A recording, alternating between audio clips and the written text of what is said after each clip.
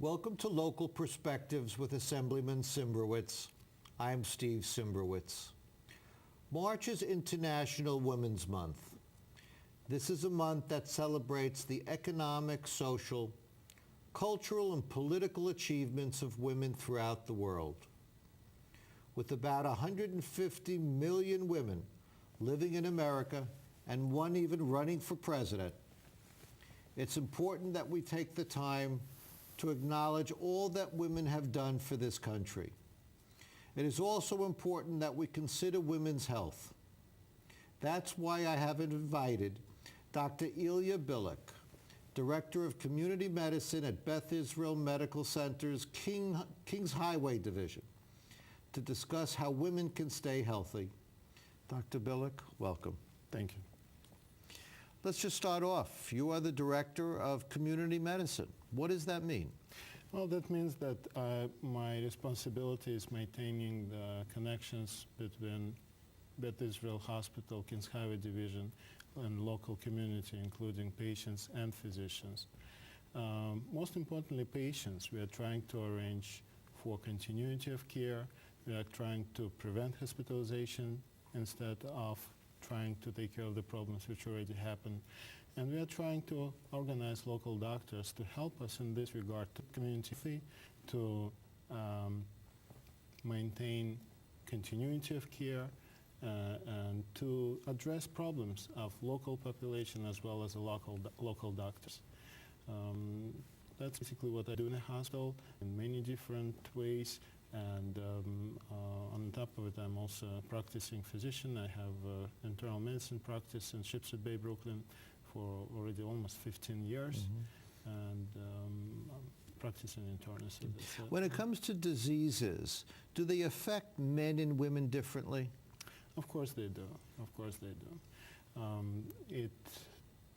It is affects them differently for many different reasons. Starting from physiological point of view, women physiologically different. They have different amount of, for example, fatty tissue, adipose tissue, muscle tissue, heart is different, brain is different, and finishing the psychological composition of the women, they are taking the problems differently from the men, and they are expressing them differently. And they have different symptoms sometimes, such as in cardiovascular disease. Now, are there different risk factors for men and women, or is it always the same risk factor? It's more or less the same risk factors. They could be pronounced more in the women population, or sometimes in men, such as, for example, smoking, which used to be men's prerogative. Now it's shifting more and more toward young women, unfortunately. So now they're finding that more women are smoking. More women are smoking, yeah, and that's unfortunate, but hopefully with a campaign which is going on, it's going to get better. Now, have we been able to figure out why women are smoking more now? Well, I believe it's a false sense of showing, how you would call it, it's independence, I would say. It's probably as women take more and more role of head of the household, and they're experiencing more stress, of course. Maybe that's the reason. I don't know of any particular studies in this regard. What are the diseases that women should be most concerned about? No question, and most importantly, that's cardiovascular disease. Unfortunately, the perception is that women do not get as much heart attacks and strokes as men, and everybody's concerned about the possibility of breast cancer, ovarian cancer. But the truth is that 50% of women die from cardiovascular disease, and this is a tremendous number. And but that's not all because of smoking. I mean, no, what are the other factors? Of course not. The risk factors are the same as in men, and they are sedentary lifestyle, low level of physical activity, very important risk factor, obesity, diabetes, smoking,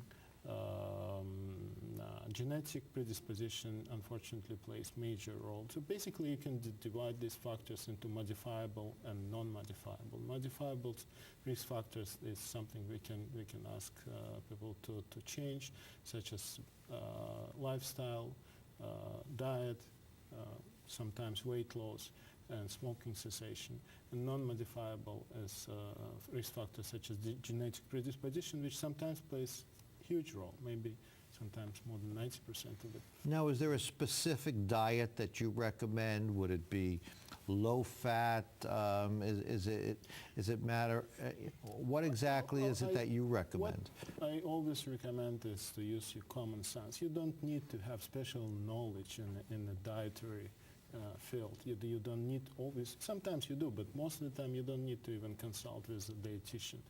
You just have to use common sense, and you use healthy food. And we all know what is healthy food. Well, So fruits, vegetables, food which is not rich in fatty acid, in saturated fat, and the food which is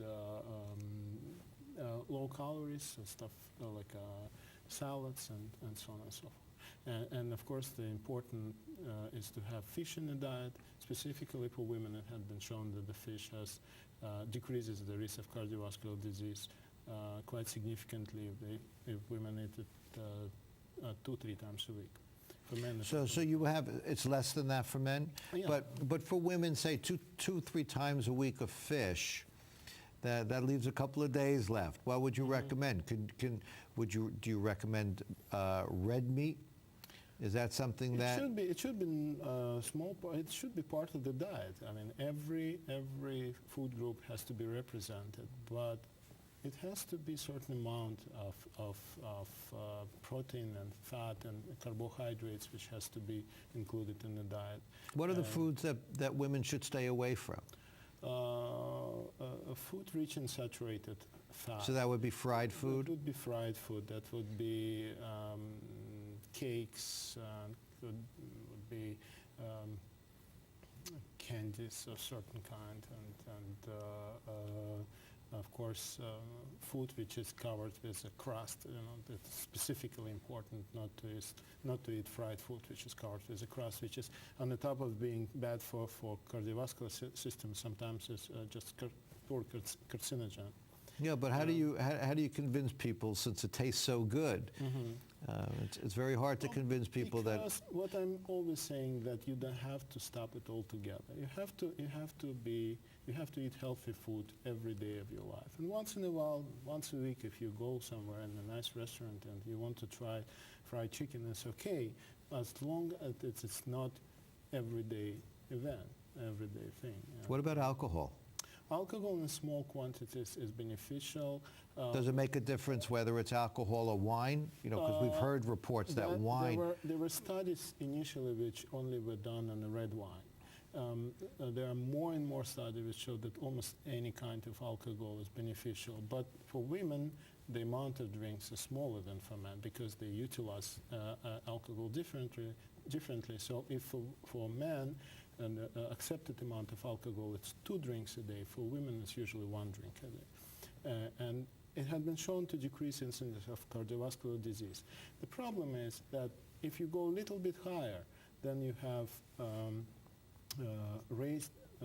rising incidence of liver problems, suicide risk, motor vehicle accidents, and so on. So not everybody is able to limit alcohol to 1 to 2 drinks a day. So generally, we don't recommend to drink. If somebody drinks 1 or 2 drinks a day, it's okay, but generally we don't recommend to start. If